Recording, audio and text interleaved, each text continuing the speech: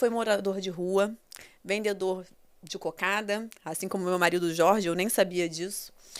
Foi engraxate, teve diversas profissões, alfabetizou-se com 17 anos, com muito esforço.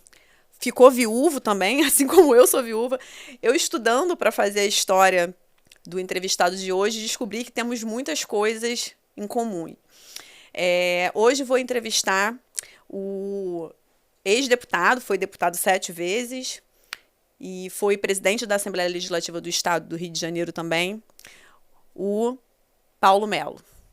Hortência, é um prazer estar aqui com você. Você podia dizer, foi presidente da Assembleia Legislativa do Estado do Rio de Janeiro com o meu marido. Com o meu marido. É um prazer estar aqui, é um prazer poder contar um pouco, falar da vida da gente, falar com sinceridade, com transparência, sabe? Mas quando você foi presidente, o Jorge não tinha mandato, tinha? Não, mas eu fui presidente como seu marido. Ah, como mas o meu marido. Mas o Jorge foi muito importante. Eu entendi você falando com o. Não, foi muito importante nesse procedimento. Aí, de vez em quando, brigava aqui, tinha uma rusga ali, parte do processo político, mas foi meu companheiro da vida toda na Assembleia Legislativa.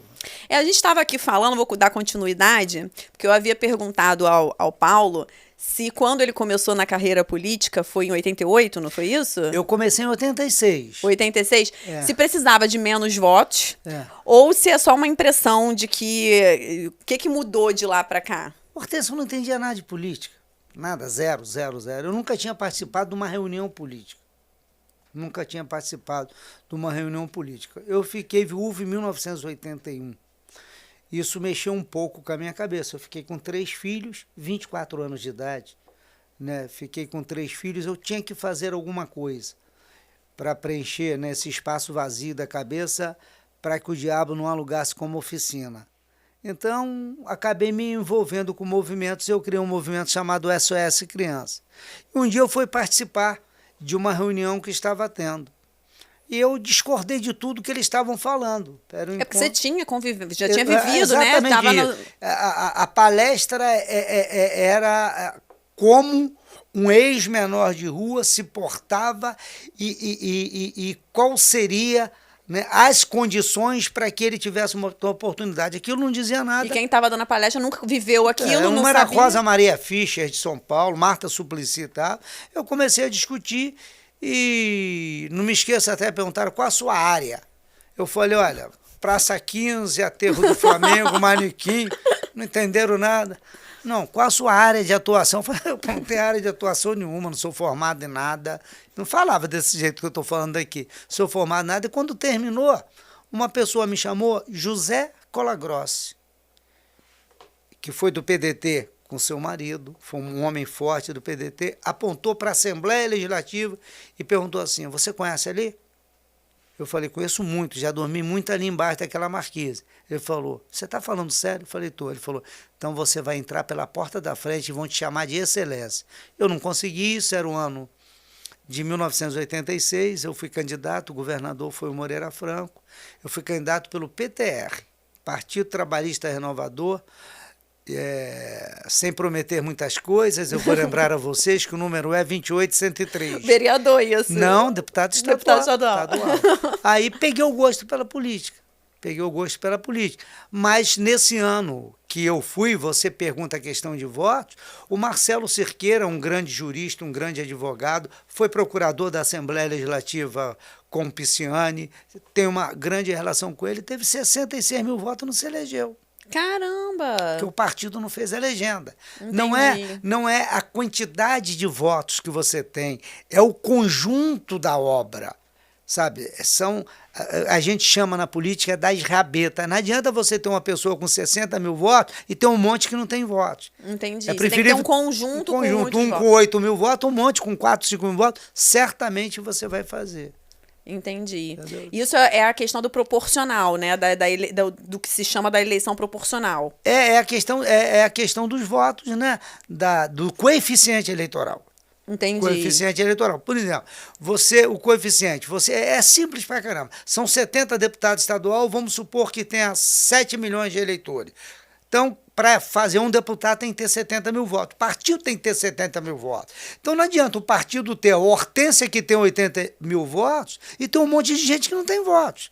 É preferível ter Hortência que tenha 10 mil votos e tenha 50 pessoas que tenham 2 mil votos. Vai fazer um deputado. Entendi. Entendeu? É, Foi a minha grande sorte isso. E você entendeu isso desde o início ou você teve um mentor, alguém que te ensinou? Claro que não. A gente não aprende, ninguém nasce sabendo, né? São as coisas que vão acontecendo, você vai colhendo informações, né? Aí eu voltei para Saquarema, fui vereador, escolhi um partido, ganhei por um voto. Você vê, eu tinha tido 2.500 votos em Saquarema para deputado, em 1986. Voltei para ser vereador porque peguei o gosto pela política. A Bíblia diz o seguinte: a porta da perdição é larga, da salvação é estreita. Eu entrei pela porta da perdição, porque na política você não consegue voltar. E fui para Saquarema tentar ser vereador, ganhei por um voto. Eu não sei quantos votos, mas foi coisa de um voto, 393 ou 324. Ganhei por um voto. E aí tive a oportunidade de ser candidato depois a deputado. Escolhi um partido que tinha 3 deputados, mas eu sabia que os deputados estavam mal, não ia ter uma votação grande, e eu calculava entre você ter 8 mil e 12 mil votos para ganhar a eleição. Éramos candidatos nesse partido com esse deputado, Sérgio Cabral Filho. No mesmo partido? Foi PSDB dessa época, PSDB. né? 45.211 era o meu número. Wagner Siqueira, que era um cara representante do sindicato de contabilista, e Sérgio Cabral. O Sérgio se elegeu em primeiro lugar com 11 mil votos. Eu tive 8.643 votos. E o Wagner Siqueira, 8.610 ou 611 votos. Era o único partido que eu podia me eleger, foi o que eu escolhi. Os 3 deputados de mandato não se reelegeram. Caramba. E teve uma história, antes dessa eleição para deputado, que você se elegeu para o PSDB, teve uma história dentro da Câmara, lá em Saquarema, que você já era adversário político do Pérez, que hoje hoje é adversário político. Mas já foi meu parceiro. E depois foi parceiro, que a política dessas voltas todas, né? Mas nessa época você era adversário político dele, mas que vocês se uniram para ajudar o prefeito, que também era seu adversário na época, porque parece que tinham vereadores que estavam querendo armar para o prefeito, alguma coisa do tipo. Como é que foi essa história? Foi assim, eu estava um dia numa reunião, todo mundo achava que eu era metido pra caramba, né? Não sei se eles estavam errados, não. Achava que eu era metido pra caramba, porque eu gostava de estudar, gostava de ler regimento, tal. Aí me chamaram um dia para reunião para pedir minha opinião, porque tinha um empresário, Roberto Abissamara, o nome do empresário, que estava tentando construir um complexo de prédios em Saquarema. Eu achava que não tinha problema nenhum, porque era no morro, inclusive é onde eu moro hoje. Era no morro, quem está embaixo não vê mesmo o outro lado, quem está em cima vai ver mais longe. Eu disse que eu não tinha problema, mas os vereadores têm que ter uma conversa. Eu falei, eu estou fora de conversa. E os vereadores, eu sou oposição ao prefeito, e o prefeito eram 13 vereadores, tinha 11 vereadores da situação e só 2 de oposição, que era meu parceiro de troca de atuação na Câmara de Vereadores, mas ele ficou na reunião. Tomaram uma grana do empresário. O empresário gravou tudo na hora de entregar. Participei, votaram e deu para o prefeito. O prefeito era violento, era meio violento. Foi do PDT, mas era Carlos Campos da Silveira, faleceu. Minha mãe era... Nessa época você já tinha relação com o Jorge? Não, ainda não. Jorge não. Não. Aí o Carlos Campos tinha uma inauguração, me empurrou, eu falei, vou apanhar, porque ele batia em todo mundo. Eu falei, acabei de apanhar aqui. Aí ele falou, queria te pedir desculpa. Aí me mostrou uma fita. Eu falei, cara, tu tá doido? Você tem 11 vereadores. Ele falou, não, mas o que está na oposição, não quer Jair, eu perco o meu governo para destruir. Ele botou a fita na rua. Aí precisa ver o que acontece, né? 2 dias depois, baseado no Decreto-Lei 201, que é crime de responsabilidade, prefeitos, vereadores, próprio governador, eles deram entrada numa denúncia na Câmara, a Câmara acatou a denúncia e abriram um processo de impeachment do Carlinho. Caramba. Estava tudo errado. E ele era seu adversário. Mas estava tudo errado. Eu subi à prefeitura a primeira vez, bati na porta dele, falei, queria falar com o prefeito. Aí ele me atendeu. Eu falei, tu fez, né? Ele falou, tinha que fazer. Eu falei, então eu quero te dizer o seguinte, você sabe que chegou agora uma denúncia na Câmara que já foi protocolizada, já foi autuada e já vai para a semana que vem, porque é obrigada a ter na discussão, e eu estou te oferecendo como seu defensor na Câmara. Aí ele me chamou no canto. E ele não estava sabendo o que estava acontecendo? Não, ainda não, porque tinha acabado de acontecer. Ele virou e disse assim, você se importa que se Midero voltasse? Porque esse Midero é Pérez, que era secretário de Educação. Eu falei, não tem problema nenhum. Foi ali que começou a nossa relação. Câmara tumultuada, a polícia fechou a Câmara, caramba, mas nós conseguimos criar tanto problema que a denúncia foi arquivada. E foi a partir de então que você começou a ser aliado do Pérez ou não? Vocês continuaram Não, aí sim. Aí, entendi. diga até o Pérez. Sabe por quê, Hortência? As pessoas têm muito medo de falar isso. Mas a vida da gente é um livro. Você não pode abrir o livro só na página que você quer, senão se você lê o que você quer. Você acabou de falar, a minha relação com o Pérez foi conflituada. Então, se você abrir o livro, as páginas vão estar manchadas de sangue, de suor, de raiva. Mas depois tem páginas de gratidão. Tem páginas de risos, tem páginas de alegrias, volta a ter páginas de sangue de novo. Mas o Pérez, ele me ajudou nessa época a ser deputado. E eu disse para ele que eu jamais sossegaria enquanto eu não ajudasse a ser prefeito. E eu perdi 2 eleições com ele até conseguir que ele fosse prefeito de Saquarema. Entendi. Entendeu? Então, Nos tem tornamos uma ali. relação bem de altos e baixos Tem. aí. E como é que você está enxergando hoje a administração da ex-mulher dele? Ela, né? Ex-mulher. Ex, pelo menos está no papel assim como eu. Né?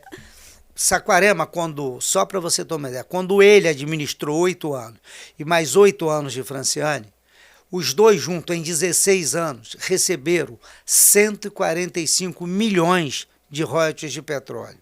A Manuela, que é a prefeita, em 6 anos e meio, recebeu 5 bilhões de royalties de petróleo. Nossa, mas aumentou muito a receita de royalty.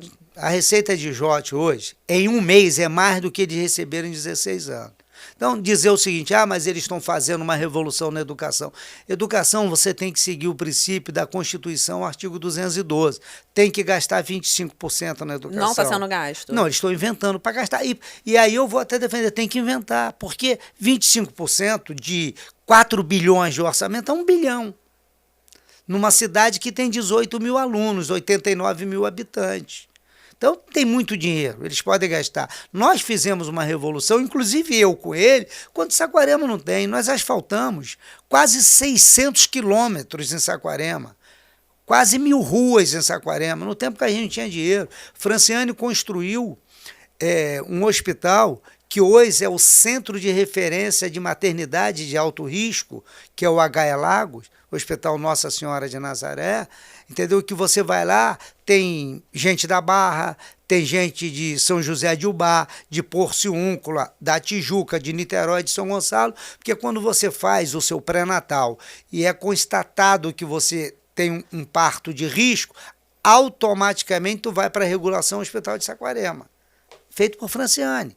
A maior escola técnica individual, vou até dizer para você, numa reunião no Palácio Guanabara, o governador nos chamou e falou assim, tem um programa do governo federal, nós vamos ter 18 escolas, mostrou o projeto fantástico, e Paulo, Pisciani vai indicar 2 lugares, ele é o presidente da Assembleia, e você vai indicar um, eu indiquei logicamente Saquarema, sempre pensei em Saquarema, meu pensamento, meu espírito pode vagar por todos os lugares, mas vai dormir em Saquarema.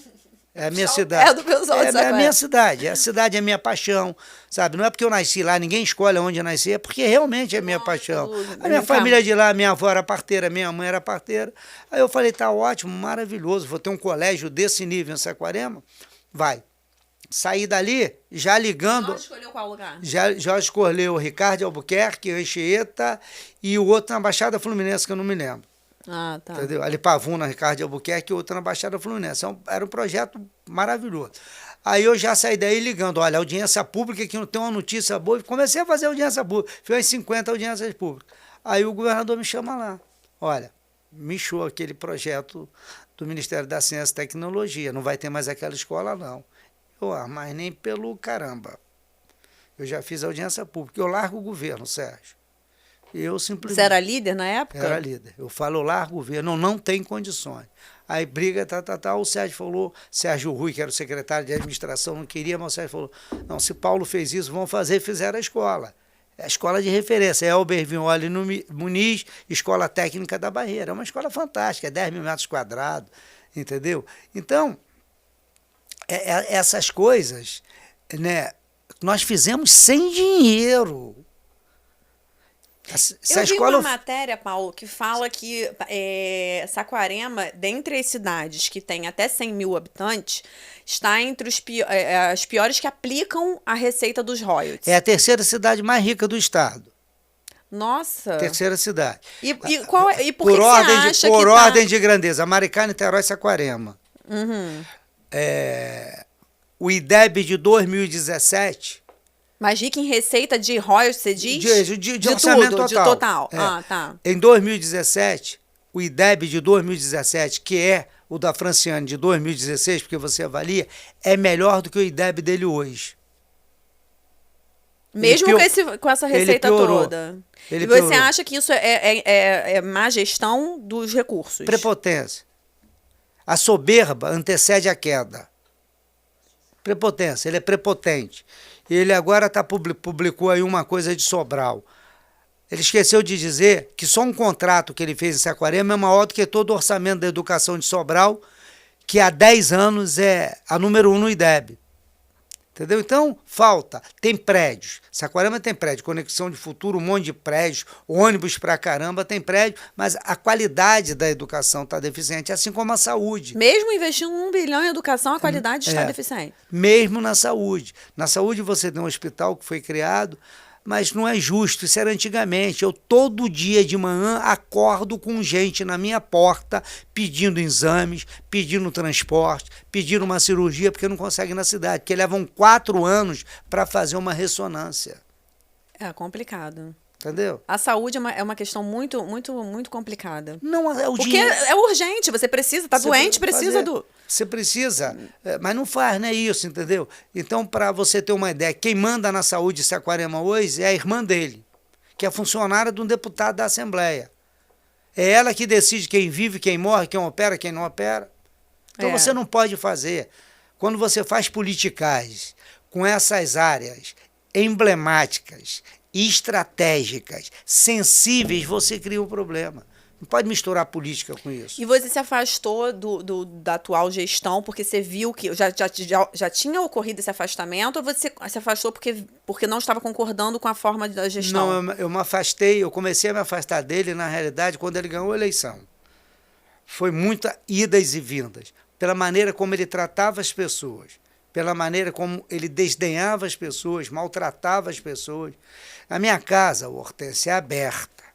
Qualquer pessoa, eu digo assim, se você chega lá, apertar a portaria, em 90% dos casos, quem vai atender o telefone sou eu, vou apertar lá a chavezinha, abre o portão, entra para falar comigo. Eu tenho a máxima de que quando eu preciso de voto, eu não marco audiência com o eleitor. Então o eleitor não tem que marcar audiência para falar comigo. Então eu falo, sou criticado às vezes até pela própria Franciane, que diz que você tem que ter um tempo, mas eu atendo se for 6 horas da manhã, eu começo a atender 6 horas da manhã mais ou menos. Ela falou na entrevista dela que você é político 24 6 horas horas da por manhã, dia. não tem problema, pode bater, principalmente se for doença, se for necessidade, coisa que ele nunca fazia, entendeu? Eu comecei a brigar com ele quando a gente estava na transição e era um parceiro dele, teve um ataque cardíaco, a mulher ligou e falou assim, olha, está encerrando o expediente, me liga amanhã. Como que você vai ligar amanhã para alguém que está morrendo? É complicado. Na época eu já era deputado, 40 minutos depois tinha um helicóptero pegando lá, 2 horas depois a pessoa estava operando no Hospital Aloysio de Castro, ali no Maitá, o coração. Entendeu? Então eu não consegui, comecei a brigar com ele. Outra coisa que eu brigo com ele é a falta de respeito que ele tem pelas pessoas. Uma menina bonita sozinha não pode entrar no gabinete dele. Nossa. A atual esposa dele, a esposa dele que foi pedir um emprego de dentista. Não, também não vamos ser preconceituosos, porque eu também era funcionária do Jorge. Diferente pra caramba, não tem nada a ver com a outra. Foi pra ali. Ele não respeita ninguém. Ele acorda de manhã pegando o Instagram, indo pro direct, passando mensagem, oferece telefone celular. Jesus. Ofereceu pra gente minha. Ah, tem. Ele não sabe quem é. Entendeu? Entendi. Então, isso é uma coisa que eu nunca aceitei. Segundo, é não pensar no próximo. E uma coisa fundamental para mim, o Hortência, a riqueza tem que ficar na nossa cidade. Ah, ele tá usando riquezas para outras cidades. Só os empresários de Saquarema, sabe, não têm oportunidade, porque eles criam licitações que é impossível qualquer pessoa de Saquarema participar, a não ser aquelas pessoas dele.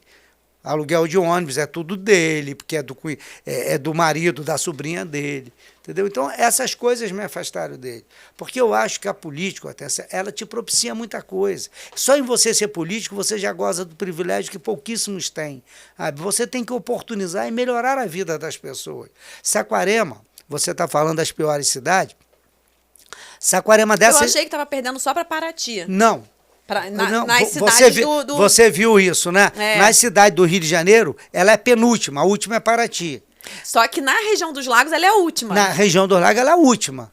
É impressionante isso, né? Na geração de emprego, o Globo publicou uma relação das 12 cidades que mais geraram empregos, com carteira assinada no mês de agosto. Saquarema aparece? Não. Aí você vai me perguntar, por que isso? Porque ele não gera emprego. Ele não atrai empresas para gerar emprego. Porque se você pegar a história, apesar de eu ter a 5ª série primária, ter feito Mobral, com vocês com 17 anos de idade, ter morado nas ruas, eu sou apaixonado por leitura e por conhecimento. Eu digo que o saber, o conhecimento é o prato espiritual, é o alimento da alma. Então você tem que aprender sempre, né? E se você pegar a história do mundo, os grandes ditadores, sabe, seus grandes déspotas, sempre deixaram o povo dependente dos favores. É. Foi assim a Revolução Francesa. É o que gera o autoritarismo, a Revolução Francesa. Você não dá independência. Inclusive, é uma das questões que se briga por não melhorar a educação. Porque quando você melhora a educação, você dá independência para as pessoas pensarem, então, ter um pensamento crítico, né? Para ele é muito melhor ele dar cartões, que são os cartões sociais, 4 ou 5 numa família, do que gerar emprego. Porque essa pessoa vai estar sempre dependendo dele para sobreviver. Entendeu? Sugar, deixar o povo necessitado. Isso aconteceu lá em 1789, na Revolução Francesa. Entendeu? De você deixar o povo, do povo subjugado. Só que chega um momento que o povo não aguenta mais. Então, o povo de Saquarema hoje, numa cidade riquíssima, belíssima, numa cidade que tem um campeonato mundial do surf, que é o maior público, segundo maior público do mundo, perde para a Califórnia. E foi em 2016, eu ia né? falar, 2016, tínhamos perdido quando o Pérez foi prefeito, porque ele deixou de pagar uma taxa de 13 mil, se negou a pagar, não era WSL, era WCT. Foi com a ajuda do Marco Antônio. E você acha que ele deixou de pagar para prejudicar politicamente? Não, ele estava no governo dele ainda. Não. Incompetência mesmo, maldade, prepotência. Foi o Marco Antônio, secretário de esporte, que ajudou da gente trazer, e o primeiro WCT, não era WSL, aconteceu em 2016, e hoje é um mega evento, é fantástico. Mas aí é o seguinte, é fantástico, a cidade cheia, mas não gera emprego.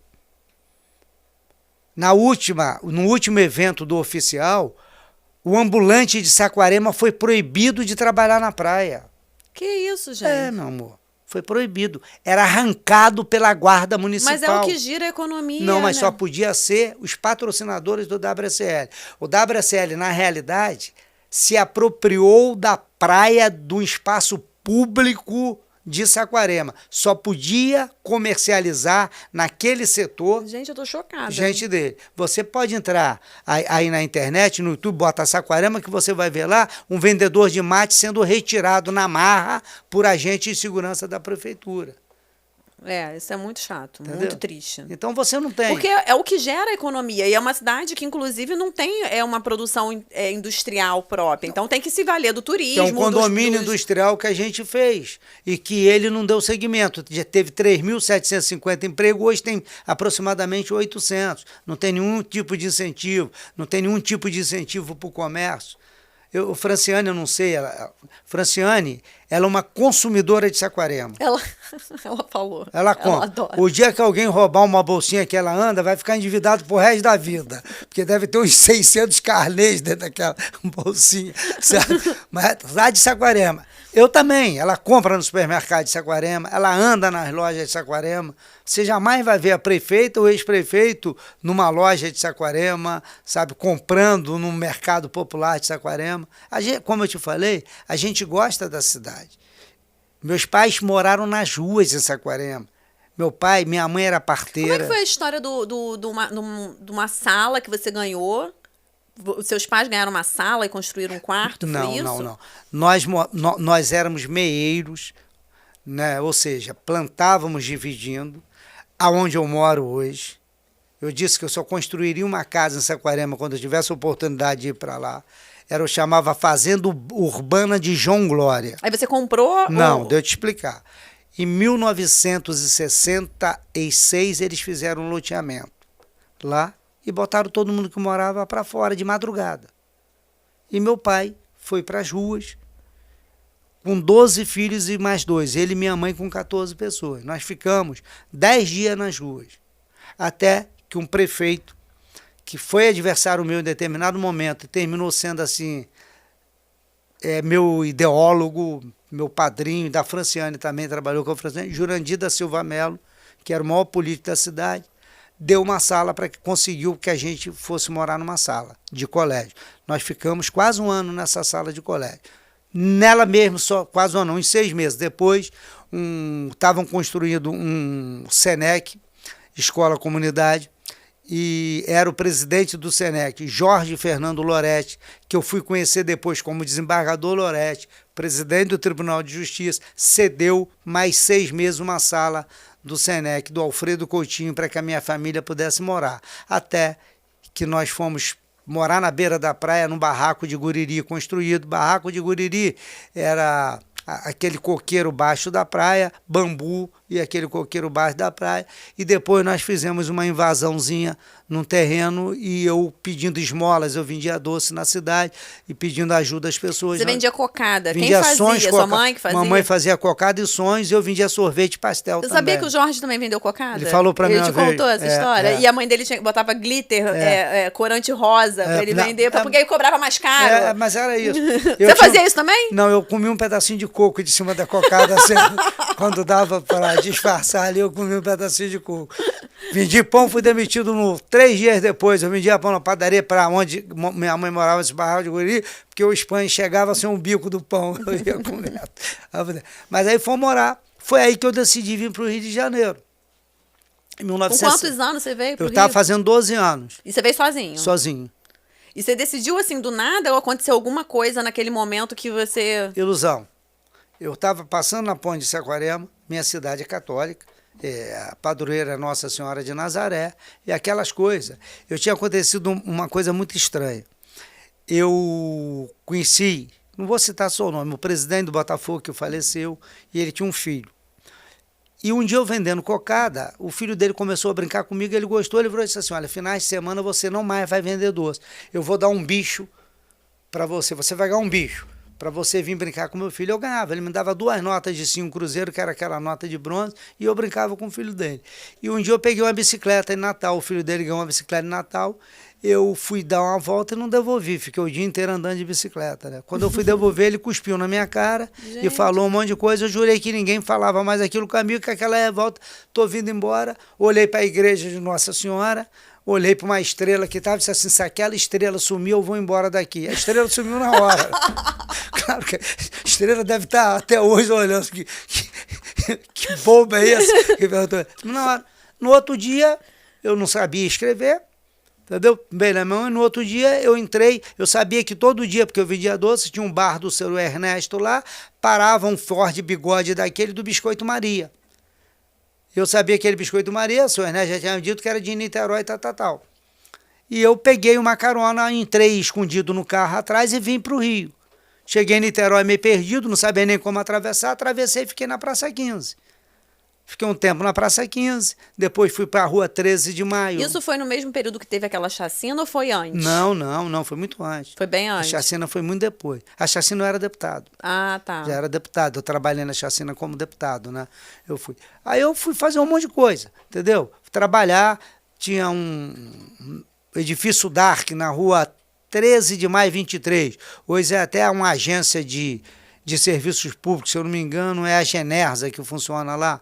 Ali eu dormia, tinha uma cadeira de engraxate, eu dormia. Eu levei muito tempo sem comer batata frita, porque eu limpava os bares ali de noite, eles me pagavam com batata frita. E aí você não aguentava mais comer batata frita? Não aguentei, agora eu tô comendo de novo, lá a gente vai tirando esses dramas. Mas eu fui ficando ali andando, até que fui tendo oportunidade, as coisas foram acontecendo na minha vida. Ô, Paulo, deixa eu te perguntar. Até eu ter conhecido uma mulher que foi Que meu foi anjo de guarda. a Sheila, Sheila Maria da Conceição Bastos. que você casou depois. Não casei com ela, não. Ela foi morar comigo. Ah, Eu tá. casei nunca que eu me divorciei. Ela foi morar comigo, ela me tirou das ruas, mas também sofreu muito comigo, passou muito. Ela me levou para o Mobral para eu estudar. Você ficou quanto tempo com ela? Fiquei 76 a 81, 5 anos, quando ela faleceu. Foi no parto? Não, ela faleceu numa explosão de aquecedor. Caramba. Grávida de 9 meses. E tava do terceiro filho. No quarto filho. Os Ah, 3 tá. estão comigo e ela estava no quarto filho. Ela faleceu, já era uma criança, tanto é que enterrou até em caixões separados. E como é que você ficou depois você fala dela ainda com muito carinho e até meio que, né, Muita gratidão. percebe que é grato, Muita gratidão, antes de qualquer coisa. Porque não existe amor se não tem gratidão, se não tem amizade. admiração, né? Admiração, gratidão por ela. Muito gratidão. A Sheila, eu sempre digo o seguinte, é uma coisa impressionante, o sofrimento que antecede sucesso. Se Sheila não tivesse morrido, nada tinha mudado na minha vida, estava bom demais. A morte dela foi que me deu a oportunidade de eu ter me transformado e chegado onde eu cheguei. E você acha que você entrou numa tristeza profunda e quando você entrou nesse movimento de ajudar jovens e tal, foi para tentar suprir algum vazio que ficou da morte dela? Foi para homenageá-la também, porque ela só fazia o bem, ela gostava muito de ajudar. Ah, entendi. Entendeu? Ela ajudava crianças de rua? Ela ajudava qualquer pessoa. Se uma pessoa desse um tapa na cara dela, ela ficava com a criança para tomar conta. Ela era um ser humano assim, um coração muito puro, né, muito tranquilo. Então, como é que você conheceu ela? Eu conheci ela estudando num colégio na rua São Clemente, colégio particular, e eu sendo faxineiro, guariba de automóveis. Você era faxineiro do colégio, não? Não, da agência automóvel. Mas como é que você encontrou com ela assim? Ela passava todo dia na calçada. Aí você paquerou ela? Não, ela que me paquerou.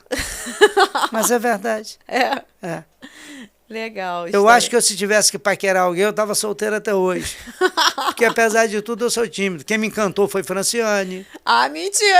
Essa história é boa. Quem me encantou foi Franciane. E como é que você conheceu a Franciane? Franciane me chamava de velho metido a besta. Não olhava para mim. Conheci Franciane na história mais maluca do mundo. Franciane namorava um rapaz que deu uma vacilada braba com ela, mas me respeitava muito. Um dia eu fui na casa dele, botei ele na minha moto e disse assim, você vai lá pedir desculpa e trata. Quer terminar, termina como um homem, pô. Vai lá, tal, e me levei. Lá fiquei esperando eles conversarem. Um dia estava numa festa, ela me deu uma cantada. Nós saímos. Conheci Franciane no dia 21 de março, saímos a primeira vez no dia 21 de março, levei ela para morar comigo no dia 8 de maio. Caramba, foi rápido. Foi, 40 e poucos dias. E estamos há 43 anos. Nossa, bastante tempo. É. Deixa eu te perguntar, no início você falou que o pessoal lá na Câmara, quando você foi vereador, falava que você era um pouco metido, né? Você acha que... Porque eu até falava pro Jorge que ele era ranzinza também. E eu, né, você vivendo com a pessoa, você percebe que isso, na verdade, é uma forma da pessoa... Autodefesa. Isso, por ter passado por muitas coisas ao longo da vida. Eu fico evitando, porque eu sei se o cara se aproximar de mim ou gostar, ele vai me tomar tudo. Esse é o problema. Porque o meu coração não tem barreiras.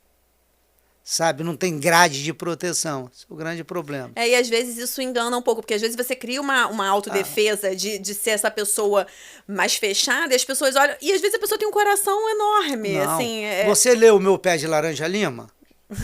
Tinha que ler. Eu sou o português do Meu Pé de Laranja Lima. Você vai ver o tempo inteiro com o português, você vê o filme ou o livro, ele é um cara ruim, mas na realidade não é nada disso. É um sistema de proteção. Ele se torna depois amigo do garoto, sabe? Ele é uma pessoa extremamente bondosa, mas tem medo. Porque passou por muitas coisas que fizeram com que você criasse essa armadura, né? Mas essa armadura, ela é uma casca extremamente quebrável. Entendeu? Porque é com muita facilidade que ela é tirada. A prova é pelo que eu passei, entendeu? Eu só fiz amizade, mesmo no lugar, sabe? Mesmo eu estando no inferno, eu deixei o diabo de lado e só falei com os anjos. Consegui conviver extremamente bem. Tem esse problema, sabe? Eu gosto de fazer a bondade, eu sinto prazer, entendeu? Usando uma terminologia chula pra caramba, eu tenho tesão em fazer o bem, entendeu? Uma coisa que, sabe, me faz vibrar. Fulano, não tem nada melhor quando eu passo na rua, nem sei o que é, e não tem nada anotado, Hortência, nada anotado. Quando alguém diz assim, muito obrigado, eu devo isso a você, devo aquilo. E a gente vê muito na política, Paulo, que muitas pessoas, né, são assim, muitos políticos tentam construir sua carreira e uma hora acaba, porque isso é uma coisa curta, você enganar as pessoas de jeito, que só faz porque tem alguma coisa em troca. Né? Não é com realmente a vontade de ajudar a pessoa. Você ajuda, mas porque você está vendo que daqui a um ano vai ter eleição, e aí e isso é uma coisa que estraga um pouco a imagem do político. Perfeito. Do político bom, do político que realmente quer ajudar o povo. Eu vou responder, eu vou te responder te perguntando. Fui eleito com 8 mil votos, 11 mil votos, 69 mil votos, 89 mil votos, 109 mil votos, 121 mil votos, 125 mil... É um legado, né? 125 mil votos.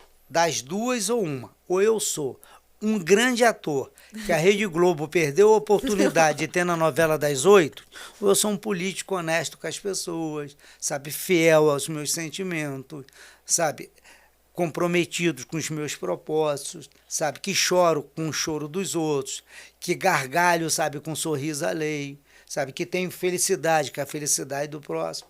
Essa tem que ser a minha vida. E a prova que todo mundo sabe, tá?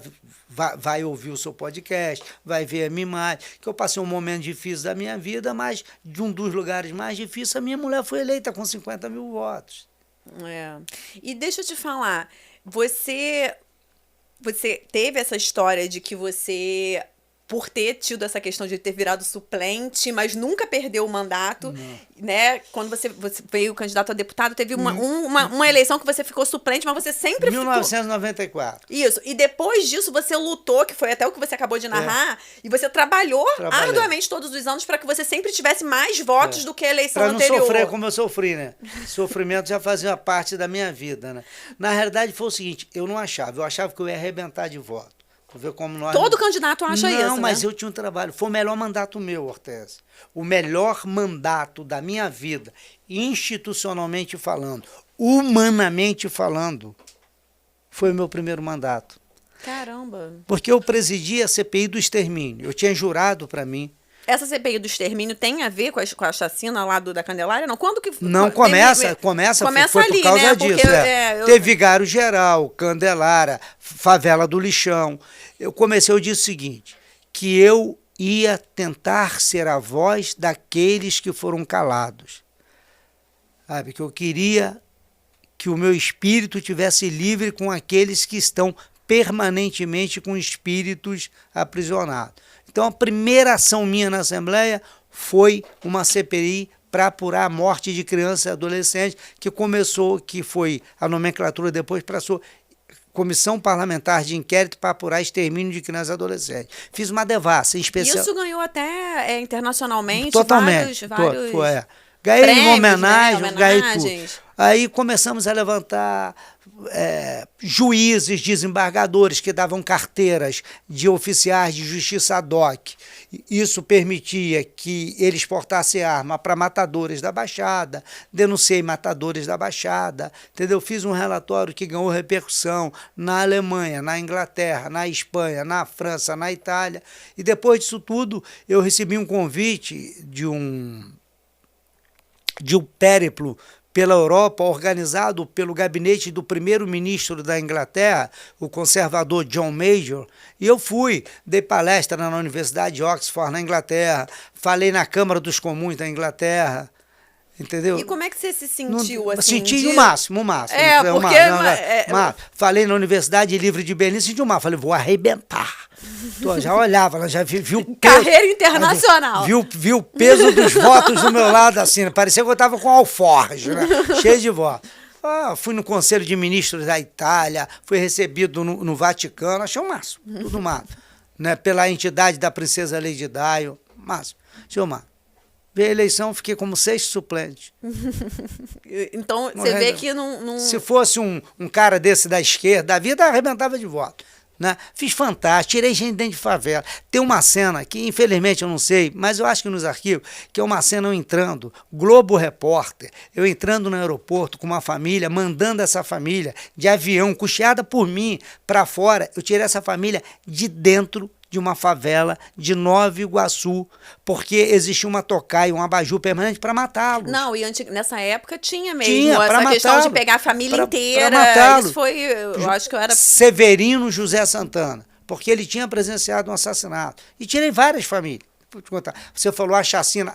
a chacina do Lixão, onde 6 crianças foram mortas, e a Andréia, uma menina, levou um tiro na cabeça, tem a bala alojada até hoje, e sobreviveu, que todo mundo prometeu, ela foi pro Fantástico, eu disse que ia mandar ela para os Estados Unidos, eu a encontrei um dia, ela hoje é de maior, posso falar, se prostituindo. Eu peguei ela, levei para minha casa. As crianças de rua eram tratadas assim, como se fosse uma coisa ruim para a sociedade. Em vez de tentar resolver o problema de uma forma de tentar encontrar caminhos para essas crianças, não, eles queriam excluir como se fosse... Porque é descarte. Descartar mesmo. É um problema, peraí, vamos matar. Peguei essa menina, levei para minha casa, depois mandei ela para Minas Gerais, num acordo que eu fiz, sabe? Trouxe ela para depor, com autorização para que ela viesse na mala do meu carro, porque tinha risco. Ela depois, o depoimento dela condenou todos os matadores. Depois deu uma condição... Quando teve essa leva de várias chacinas de crianças, você chegou alguma vez a pensar assim, nossa, eu podia ter passado por isso, porque eu já dormi em lugares assim... Claro, por isso que eu te falei, eu queria ser a voz, porque nem todos tiveram oportunidade. Hortência, morar na rua é viver numa prisão a céu aberto. Só quem passou por algumas coisas... Morar na rua tem a dor de... viver numa prisão a céu na entrevista com a Franciane, eu falei um pouco sobre a dor da mulher, né? Sobre o sentimento da mulher na sociedade, da visão da mulher. E é isso, a visão da pessoa que morou na rua, é a visão de cada um. Eu acho que por isso que tem que ser plural, né? A política tem que ter pessoas plurais. E a rua é plural, porque ela reúne vários sentimentos negativos. Entendeu? O sentimento do abandono, o sentimento da insegurança, sabe? O sentimento da desumanidade, o sentimento do medo, da discriminação, entendeu? Porque no meu tempo eu ainda tive um grande privilégio. Um grande privilégio.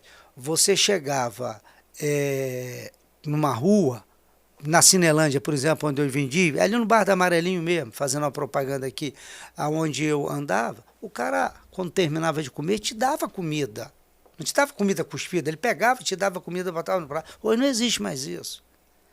Eu tive semana passada no Ceará, fiquei impressionado. Nós sentamos num bar daquele lá na praia, um quiosque, quando terminamos de comer, sobrou comida, veio um rapaz e perguntou, você já terminaram?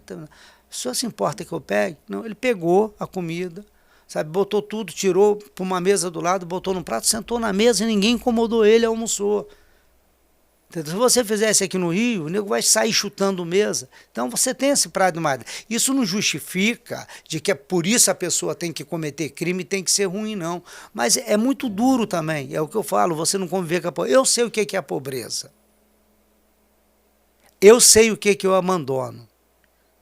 Não, e ser tratado como uma pessoa invisível, né? Porque as pessoas, os moradores de rua são tratados como invisíveis. Por isso que eu hoje ando com muita tranquilidade, apesar de tudo que aconteceu, eu ando com muita tranquilidade. Porque eu sei que enquanto eu tive a oportunidade, enquanto foi me dado condições para que eu pudesse operar, eu operei fazendo bem.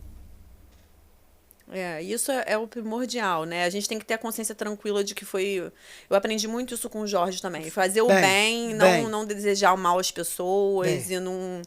Olha, quando aconteceu uma coisa comigo, que eu entrei no sistema, eu fui humilhado por um carcereiro. Vou falar aqui, não tem problema de falar não, tá? Fui humilhado por um carcereiro. 3 dias depois eu vi ele chorando. Aí perguntei para outro, ele falou assim, deixa ele para lá, isso é muito grosso. Era a mãe dele que estava sofrendo, estava há 13 anos para conseguir uma cirurgia. Eu fiz de tudo, mesmo estando lá dentro, não usei telefone, não usei nada, mas usava a minha advogada, usava a Franciane quando ia me visitar, nós conseguimos a cirurgia da mãe dele. Esperando bastante. Não era para ele me tratar bem, não. Até porque eu não preciso que ninguém me trate bem pelo que recebeu, eu já sou recompensado. E, Paulo, uma coisa que eu falo muito nas minhas redes sociais, né, que eu voltei há pouco tempo, tem 3 meses só, mas que eu falava muito com o Jorge os 4 anos que ele ficou em prisão domiciliar, que eu achava que isso iria acontecer, né, mas eu não vejo os mais novos, principalmente que passaram por isso, não vejo tendo essa visão. Mas eu tenho esperança de que as pessoas que passaram pelo que passaram com a Lava Jato, das injustiças e da vivência, porque foi um outro lado, foi isso. Do mesmo jeito que você tem a visão do morador de rua, pessoas que ficaram presas dentro do presídio, que nunca imaginaram que teve a visão de como é que é estar lá. E não só de como que está lá, como, por exemplo, eu tive a visão de como é ter alguém da família lá dentro.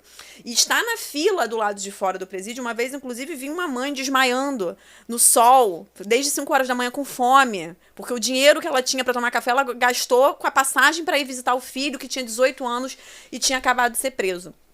E eu, sinceramente, isso já, né, passaram-se anos, já está esfriando o assunto, e eu não vejo, assim, que tenha comovido muitas pessoas. As pessoas que saíram de lá, hoje você falando e entrando no assunto, até me dá uma certa esperança de que as pessoas vão enxergar que precisa melhorar o sistema carcerário. Totalmente. O sistema carcerário é um sistema de destruição de almas. Exatamente. Você vai dizer o seguinte, tem um bandido perigoso, esse vai ser sempre bandido, tem que estar.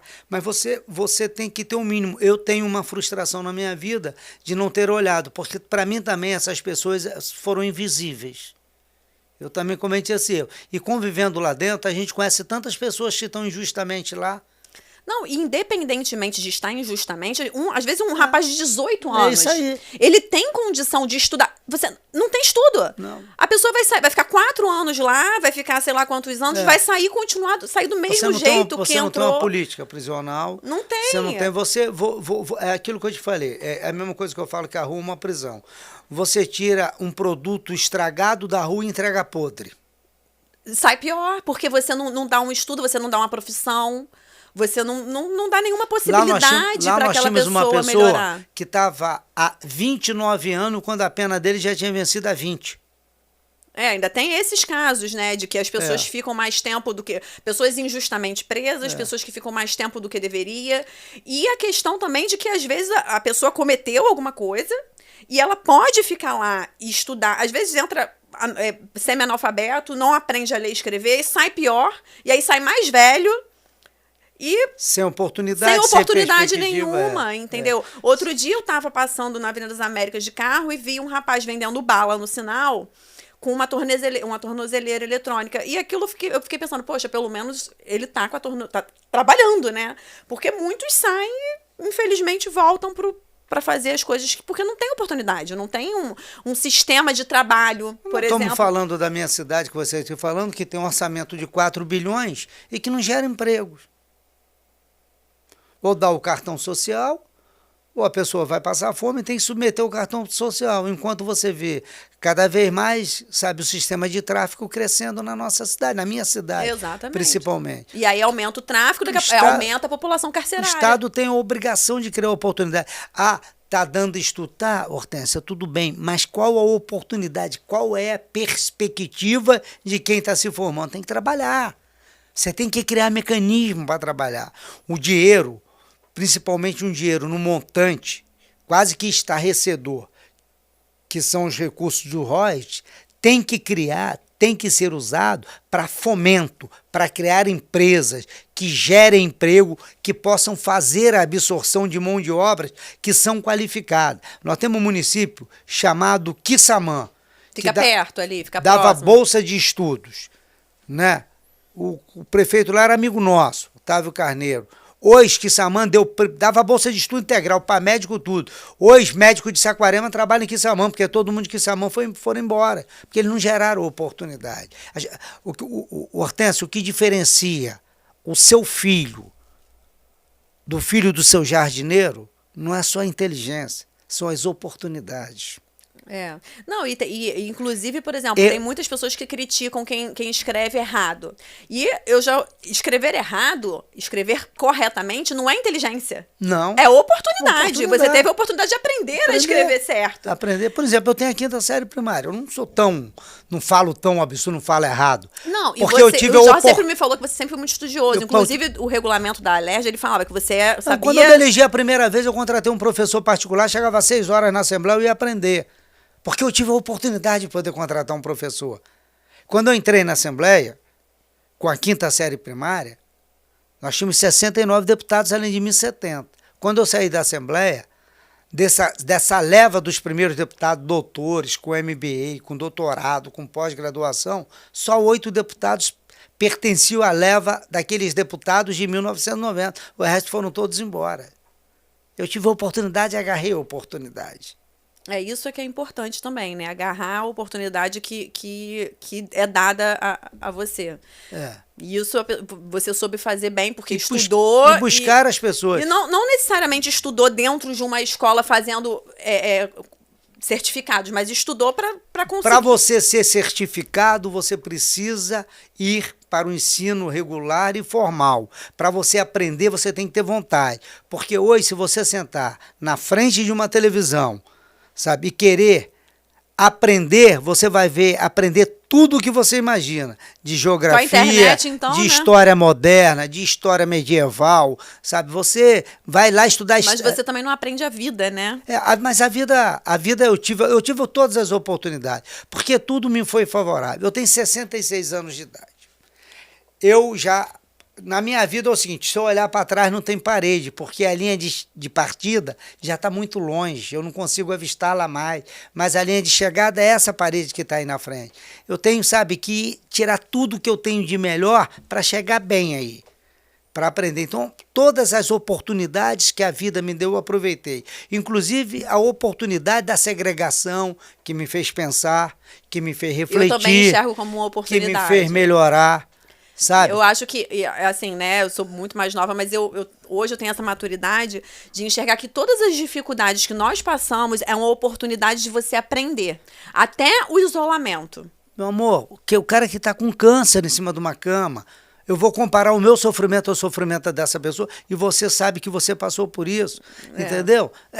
Sofrimento, a gente está tendo oportunidade. Quando meu filho sofreu um acidente, e perdeu o braço. Eu lembro desse acidente. Foi um acidente de carro, né? Foi de carro. O braço dele, ele bateu num caminhão da Enel, né? O braço ficou preso no para-choque, arrancou o braço inteiro. Ele era lutador de MMA, teve uma perfuração de cérebro e 3 lesões na coluna. Quebrou 3 vértebras. Deu uma sorte danado de não ter ficado tetraplégico, né? Mas reclamava demais da vida. Antes. Depois. Mesmo tendo tido oportunidade. Um dia eu levei ele, a gente foi num velório, eu disse para ele o seguinte, esse cara não está reclamando. Quer trocar de lugar? A vida é uma oportunidade. Tem que reclamar e tem que levar. É difícil? É difícil para todo mundo, né? Para todo mundo. O cara é rico, milionário, não pensa que ele tem tudo de feliz, não, porque ele também tem as dificuldades dele. Também tem uns momentos, às vezes, muito pior. Exatamente. Porque as pessoas, quanto mais responsabilidade as pessoas não você entendem tem. que de todas as doenças que o homem pode ter e que o homem tem em guarda, não existe doença pior do que a doença da alma. É verdade. Isso já diz a Bíblia, inclusive. Isso é né? sofrimento inenarrável. É sofrimento que ninguém pode, entendeu, mensurar. Só você que sabe. Entendeu? Eu falo isso para as pessoas. Tem certas coisas que só pertencem a você. As pessoas brincam, eu tenho. Essa dor da alma é uma dor sua. Você perguntou assim, quando você ficou vivo, com você assistiu. Isso é uma coisa que não dá para descrever. Não dá, é muito... eu sofro até hoje. Não dá para descrever. Vai fazer 3 anos, tem 2 anos e pouco. Isso é uma coisa minha. Até hoje eu choro quando eu falo, não vou nem te falar do assunto. Isso pertence a mim. Eu sei o que isso me custou. Eu sei o que isso me sofreu. Eu não sou homem de ficar indo a cemitérios, sabe? De chegar lá e ficar botando flores, não. Eu sou homem de guardar as coisas. Eu sempre fui assim, sabe? De guardar, de saber a falta de que me faz e de saber a importância que me teve. Franciane, talvez a mão não esteja mais com ela, ou ela não esteja comigo, mas eu jamais vou esquecer o papel fundamental, sabe, o grandioso papel, a grandeza de espírito, a grandeza, sabe, de bondade que ela teve comigo no momento difícil da minha vida dela estar lá. E eu acho que gratidão é uma coisa também que não é qualquer não são qualquer pessoas que têm a oportunidade de ter com as outras. Porque eu acho que quando você é grato, é uma coisa que é boa pra você também. Claro que é. E não é qualquer pessoa que é grata. As pessoas são ingratas. Então sou eu. É isso, as pessoas que vivem reclamando são ingratas. Não, eu me preocupo, entendeu? Com Franciane, eu tô na Assembleia, sou cargo de Franciane, não quero nada. Quero ajudá-la, como ela tem, mas não posso esquecer da importância que essa mulher teve na minha vida. Assim, as pessoas, Saman, se eu terminar, eu vou dizer assim, tem a minha melhor amiga, minha melhor parceira, eu espero não terminar, eu estou com 66 anos, ela está com 51, porque ela diz a idade, então não estou metendo nenhuma confidência. Tá bom aqui do jeito que tá pra gente, vamos deixar continuar isso. E a comida lá, vocês brigam na cozinha? Eu tô vendo lá no seu Instagram que você tá metendo a mão na cozinha. Só fiz aquilo. Ah, só foi uma vez? Treinei 3 dias. Meu Deus do céu. Treinei. A Franciane falou que cozinha bem, mas que você tá fazendo a comédia da cozinha. Não, Franciane, não, ali eu tinha tudo preparado, né? É que não deu. Eu queria que espirrasse tudo na minha cara. Mas não deu pra espirrar. Dá pra fazer. Eu botei grosso demais e não deu, mas o bolo ficou bom. Entendi. Agora eu vou tentar fazer cocada e Dona Clementina, que era minha mãe. Cocada que vendia? Cocada que vendia. Jorge volta e meia. Jorge cozinhava bem. Ele fazia cocada também, mas a cocada eu não gostava muito não. Mas ele fazia comida árabe, que a mãe dele era árabe, né? E eu tô curtindo agora uma coisa que também é desse processo, bichos, né? Eu sempre gostei assim, mas de uns bichos meio exóticos. Mas agora, minha cachorra, meu gato, pô, é impressionante. Eles ficam de manhã. Você não viu uma que eu gravei, não? Que eles estavam fazendo greve de fome? Não vi essa. Porque os cachorros estavam fazendo... Não, calma. Saquarema criou uma secretaria de defesa do animal, Secretaria dos Animais. Um orçamento de 19 milhões. Os animais estão tudo abandonados. Mas está reformando, está fazendo uma série de novos. Aí eu gravei o seguinte, porque todo dia que eu acordo de manhã, os gatos estão esperando na porta, eu abri a porta, ele sai caminhando para ir comer. Sabe que eu vou botar. Mas é gato de rua? Não, meu.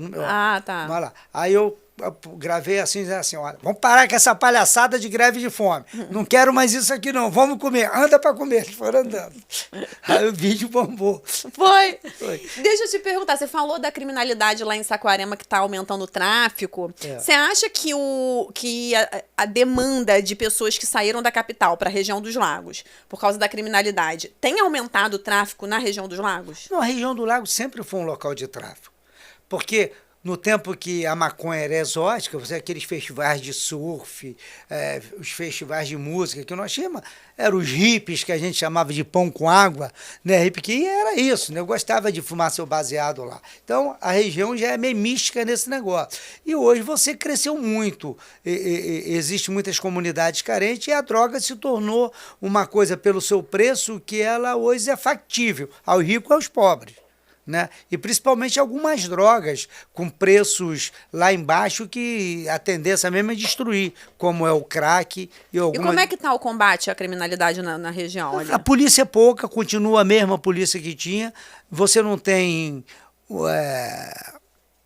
uma preocupação da prefeitura. Para você ter uma ideia, é o seguinte, na prefeitura tem câmeras para proteger o prefeito. Se você chegar na frente da casa da prefeita para tirar uma fotografia, em 5 minutos tem 3 carros, 4 carros, 5 carros lá te cercando.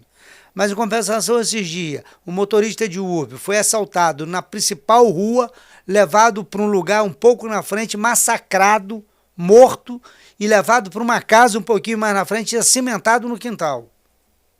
E ninguém descobriu, não teve uma câmera que filmasse. Então você tem que ter, claro que a segurança... Não descobriu quem foi? Não, descobriram porque vizinhos denunciaram. Aí prenderam. Entendi.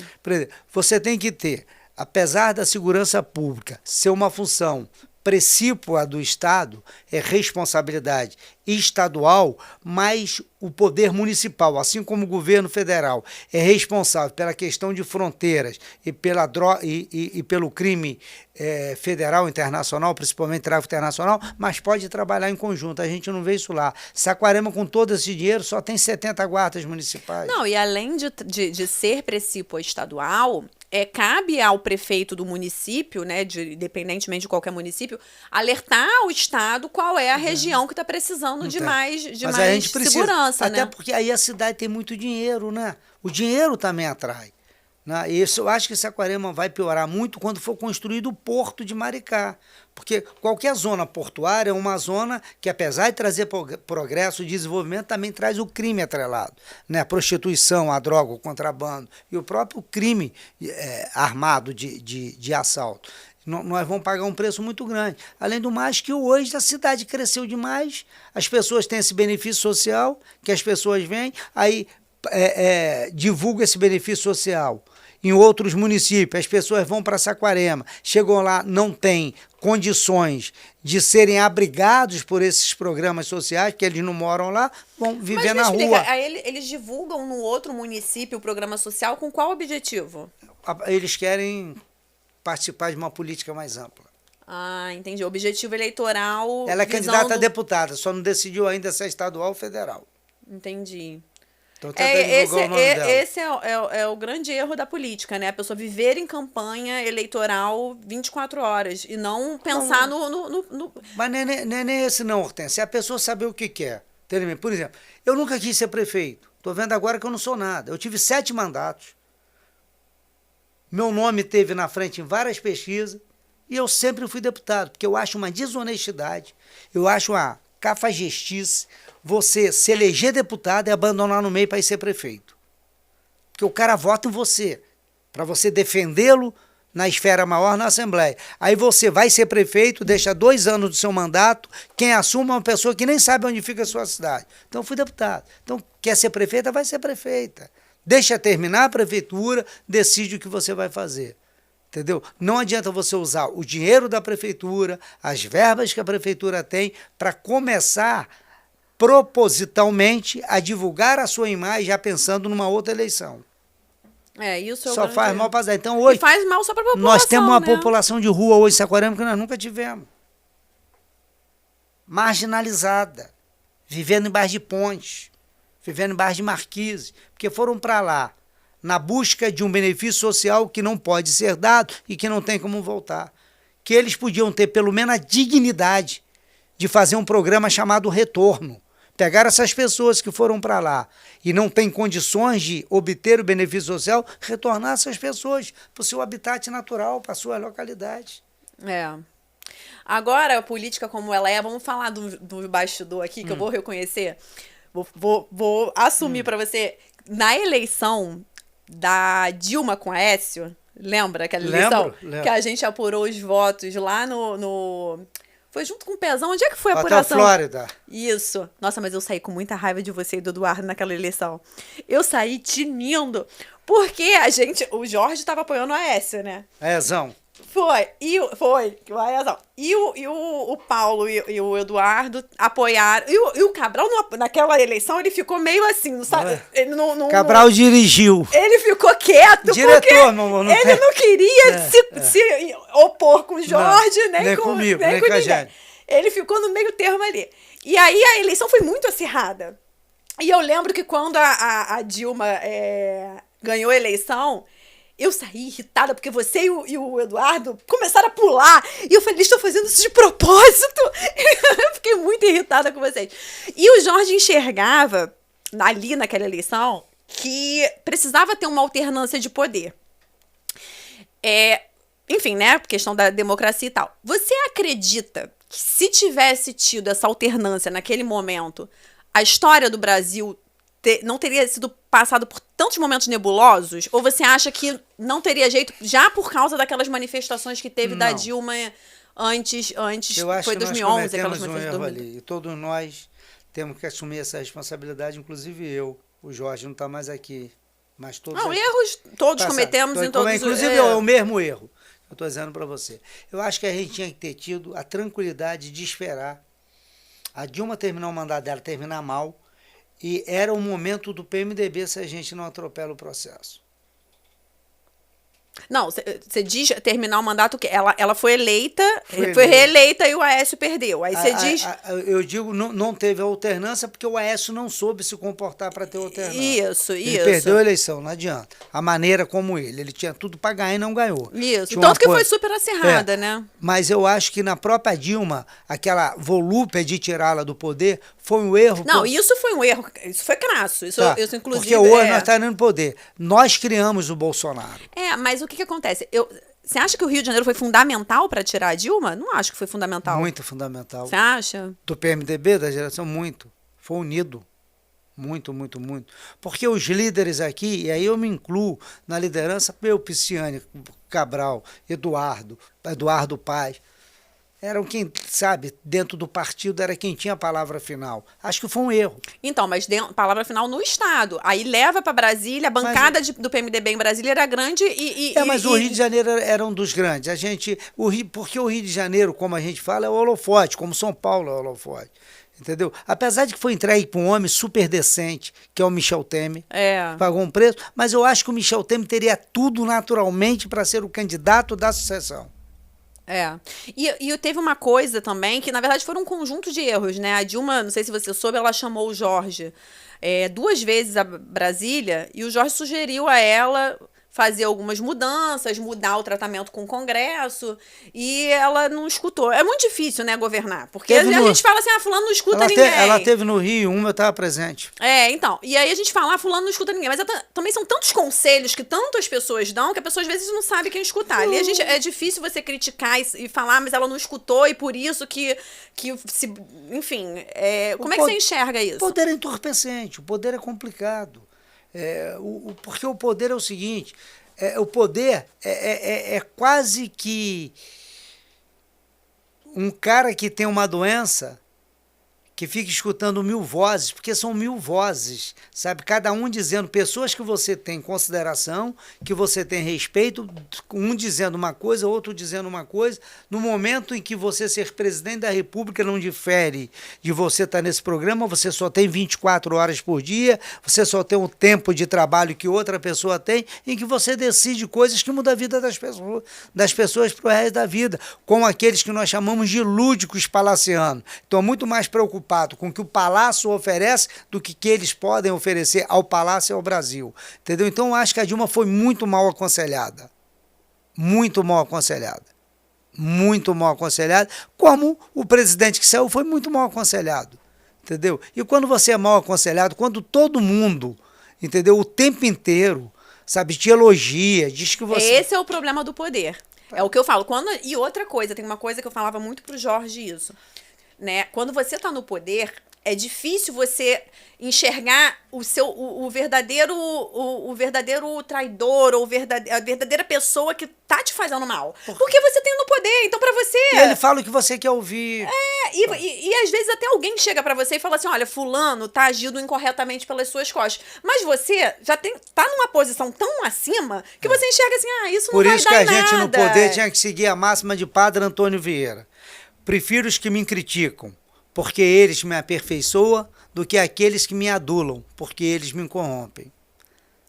Então, boas palavras. Entendeu? É verdade, totalmente. Tem que... Porque cometer erro, todo mundo cometeu. Dos Estados Unidos, John Kennedy era mal aconselhado, Ronald Reagan era mal aconselhado, sabe, o Bush mal aconselhado. Você acha que quando o nego mandou invadir o Iraque não foi pro conselho? O cara tem bomba, o cara tem arma nuclear. Vai lá e destrói uma nação inteira porque foram conselheiros que aconselharam inclusive, eu mesmo, quando o Jorge estava em casa, eu falava que um dos erros dele, porque na verdade é um erro geral, né? Dessa questão como a presidência, o governo, a prefeitura tem mandatos e são só 2 mandatos, as assembleias também deveriam ter limites de mandatos. E realmente o Jorge foi quando você tá eu vi isso inclusive no filme do Getúlio. Quando você está no poder há muito tempo, você perde a noção. Você não consegue, porque é só bajuladores. Então, ele ficou muito tempo com muitos mandatos. E isso é ruim também para a população, é ruim para a pessoa, é ruim para o contexto. Em tese, sim, mas não é também a regra, não. Vou dizer para você. Ulisses Guimarães tinha uma frase fantástica que dizia, tá reclamando do Congresso de hoje? O Congresso de hoje é melhor do que o de amanhã. Inclusive foi o que tentaram fazer lá no Paraná, né? Tentaram derrubar o Congresso inteiro. Entendeu? O Congresso de hoje é melhor do que amanhã, porque a gente acha que... Eu vou te falar. A todo mundo. A política no Rio melhorou? Não. Tá bom. Política no Rio melhorou? Todo mundo fala, ele cometeu erros, ele responde pelos erros dele, nunca se eximiu, mas nós construímos coisa que o MDB que nós pertencemos, nós construímos o mesmo número de hospitais que o Rio tinha em toda a sua existência.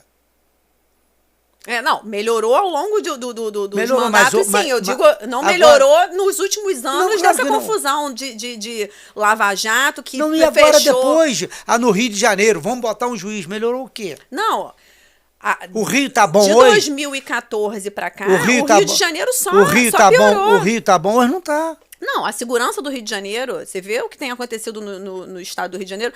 Quando na história do Rio de Janeiro, 40, eu acho que isso, nem quando eu era criança, assim, 40 ônibus ao mesmo tempo, isso, na minha opinião, Paulo, é uma perda de controle.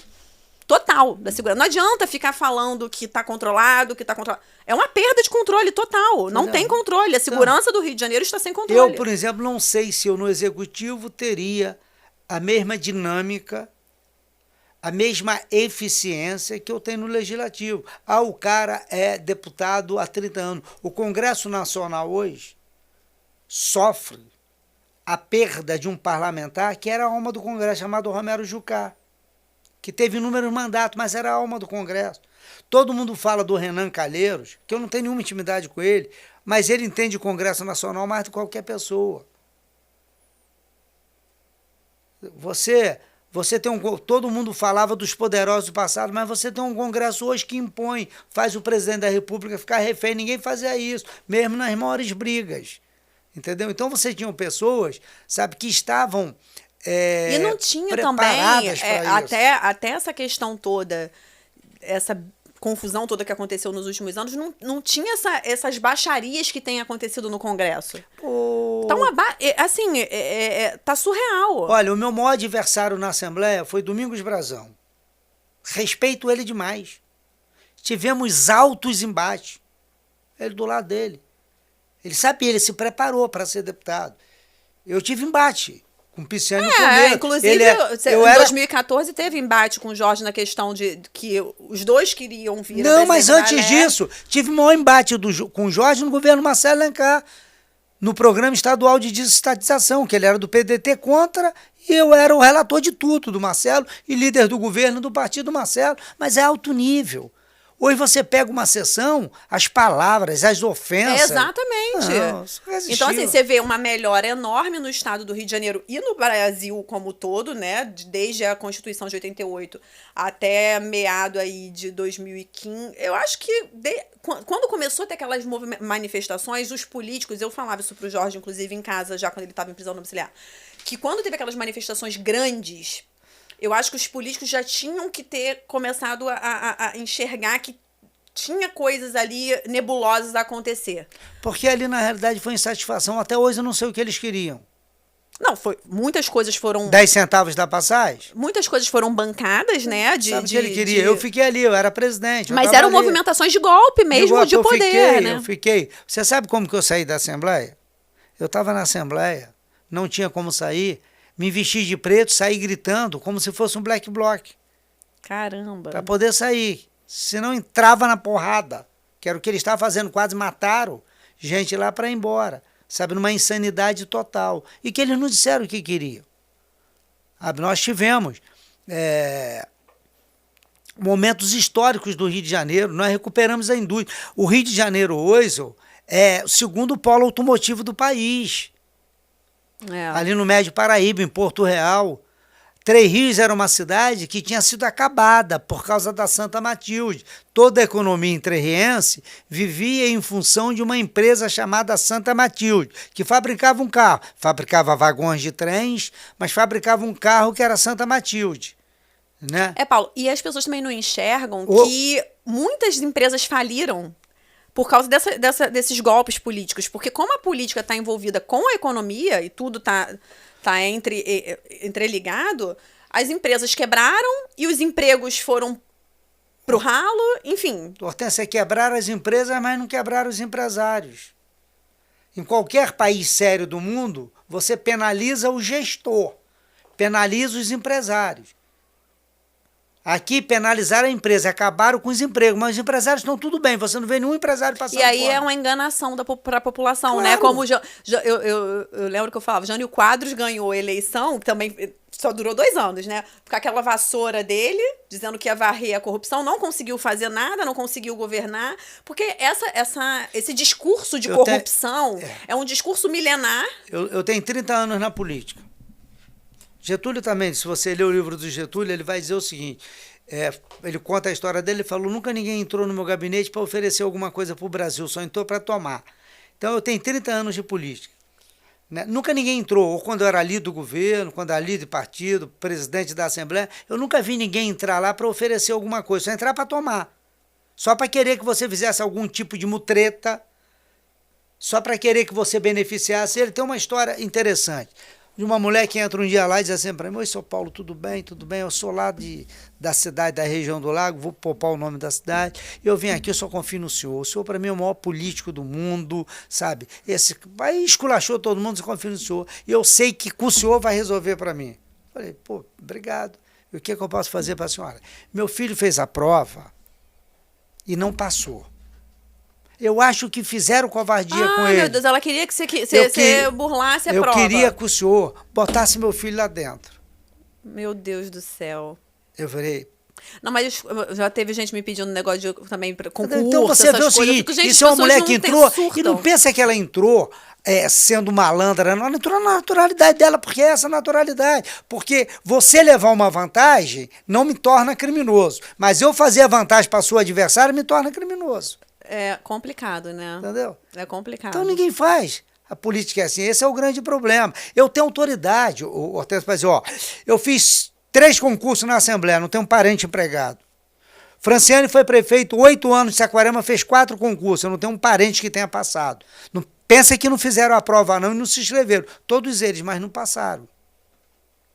Em compensação, esse prefeito que você acabou de falar o nome, que hoje não é prefeito, é marido da prefeita, ele fez um concurso em Saquarema com uma vaga só para procurador. O irmão dele passou em primeiro lugar. Eu não tô acreditando. Verdade, foi cancelado o concurso. Aí, gente, mas... Calma, foi cancelado o concurso. Ele fez novo... muita cara de pau. Aí foi cancelado o concurso. Ele fez um novo concurso com 2 vagas. O irmão dele passou em segundo. E o concurso não foi cancelado? Não. É procurador hoje. Jesus. Agora foi afastado, mas era procurador.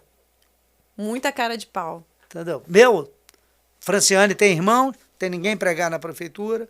Eu tenho inúmeros irmãos, inúmeras sobrinhas, não tem ninguém empregado. Ninguém passou em concurso. Eu falo, você vai estudar. Eu não estudei, mas estou correndo atrás daquilo que eu sei fazer. Ô, Paulo, essa semana teve essa questão dos ônibus, né, dos milicianos no estado, e eu baixei e li o parecer, né, da comissão que criou a CPI da milícia. E eu não sabia, descobri também isso, que você participou, né? Você foi parte da comissão. Isso daí quase custou minha vida, mas eu fui suplente. Então me conta essa história. Tem um miliciano da minha região que achava que eu que denunciei ele. Foi quando minha fazenda foi invadida. Foi por causa disso? Foi por isso. Mas isso foi anos depois. A fazenda invadida foi anos depois da CPI. Não, 4, 5 anos depois. Não, então, foi bastante tempo, mas né? Mas a raiva tá lá incrustada. Gente, então, eu não sabia. Mas a CPI da milícia foi um grande trabalho, com seus erros e virtudes. Por exemplo, também destruiu muitas vidas de gente. Porque, com todo respeito, eu admiro demais ele, Gilberto, que é um deputado do PT, e que tinha um disque denúncia lá, um 180, ele incluiu todo mundo. Tirou gente que era honesta. Por exemplo, Saquarema tinha um policial, o capitão Frederico, que botava para quebrar em cima da milícia, que botava para quebrar em cima do crime organizado, e que fizeram uma denúncia dizendo que ele participava da milícia, ele foi afastado, deixou de ser promovido, cara do bem. Então cometeram os erros. Mas o trabalho, eu estou falando aqui do Marcelo Freixo, que é meu adversário. Politicamente é meu adversário, mas fez um brilhante trabalho e que o presidente da Assembleia, na época, o Pisciani, deu todas as condições, contratando, inclusive, consultorias independentes para apoiar o trabalho da CPI da milícia, que poderia, que ninguém faz.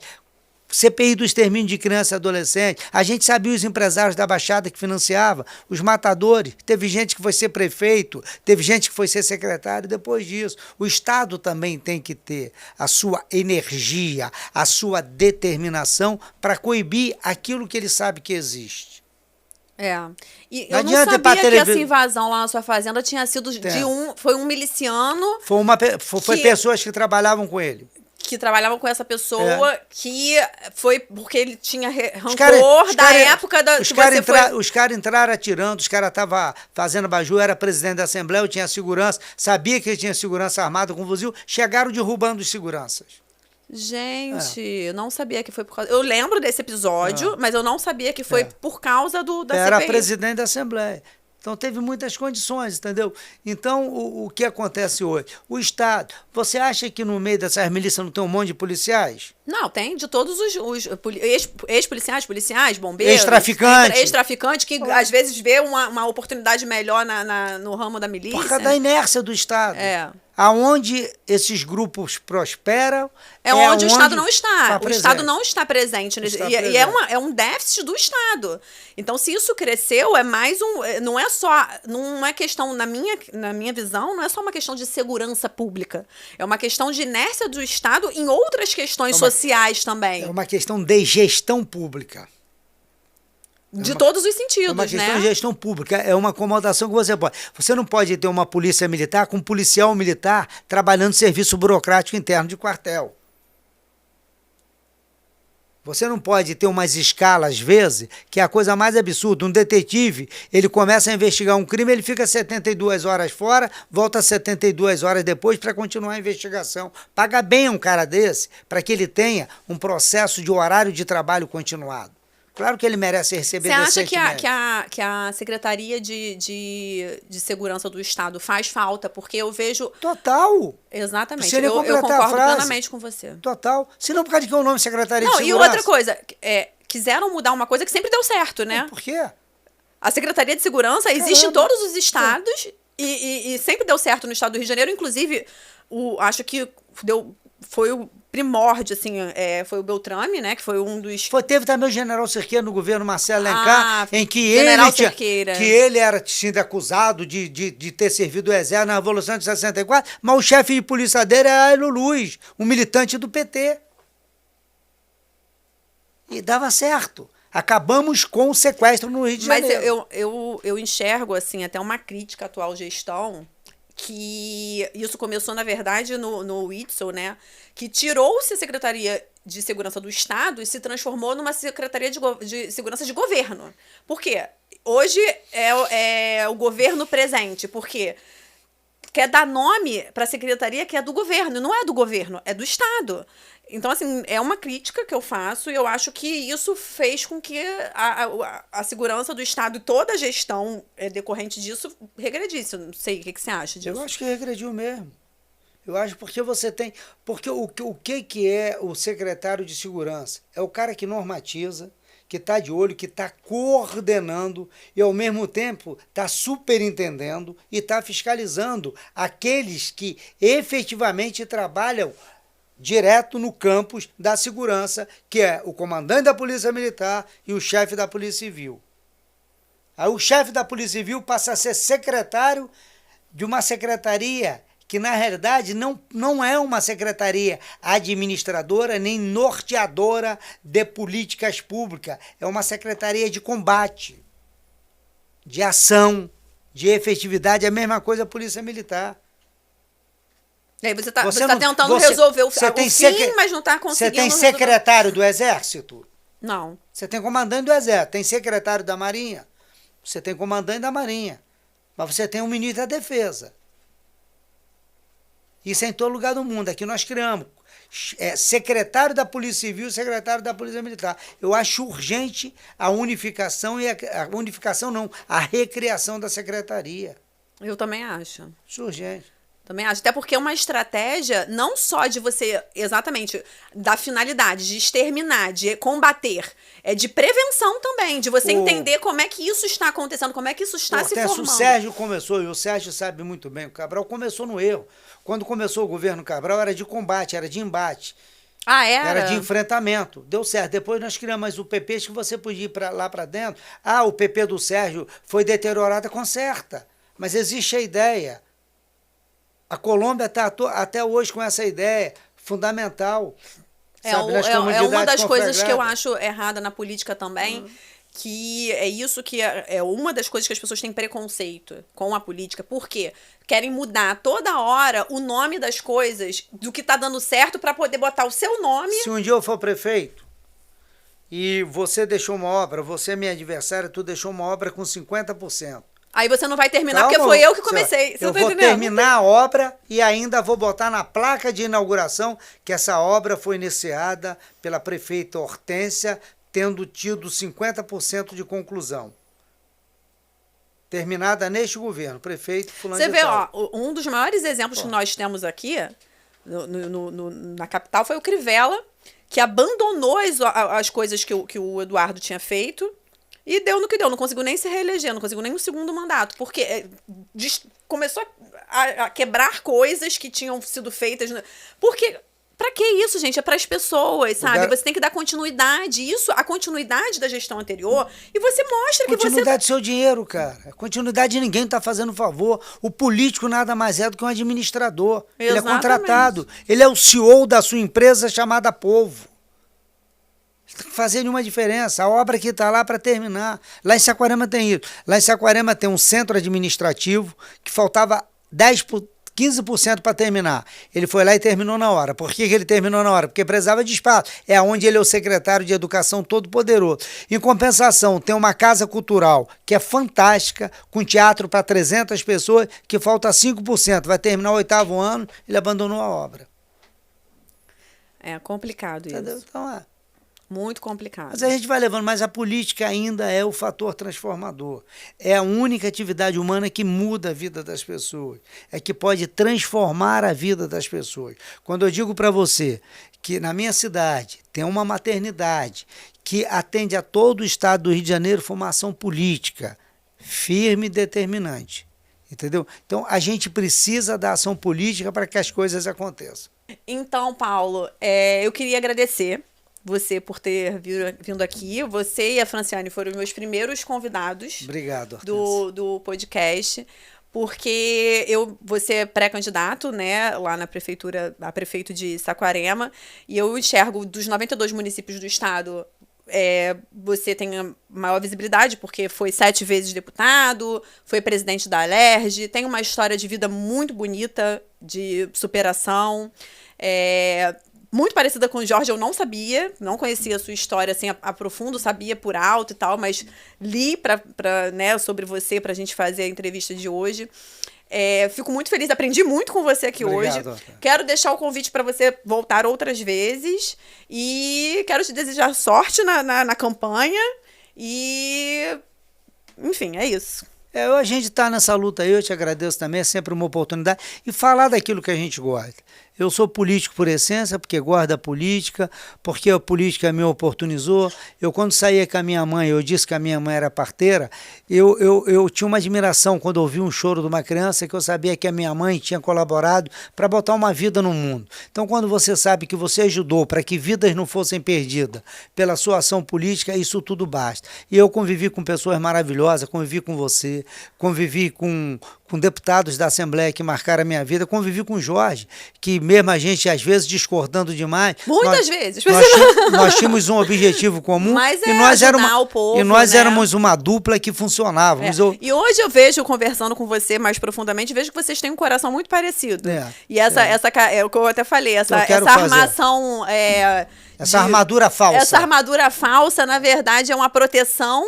E que... Eu hoje, quando vim aqui, tirei a armadura, vim de coração aberto, transparente e feliz de estar aqui, que você tenha sucesso no seu programa. Obrigada. Então... A técnica está revoltada porque o tempo já explodiu. Já explodiu.